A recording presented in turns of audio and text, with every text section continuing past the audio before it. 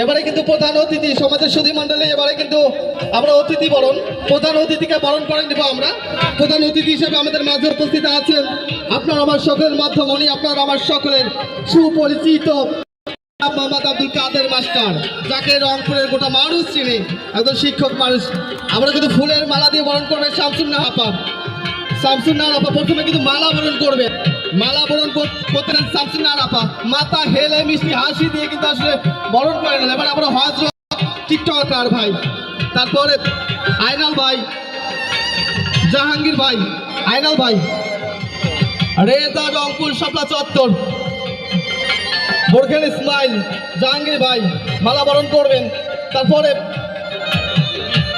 Hero Rasel king এবারে গামছা মাথায় কিন্তু মালা বরণ করবেন সভাপতি ও প্রধান অতিথিকে। মোহাম্মদ ভাই লাল সবুজের পতাকা নিয়ে মাথায় বেঁধে এসেছে, বরণ করে নিচ্ছে আমাদের আজকে সম্মানিত প্রধান অতিথিকে।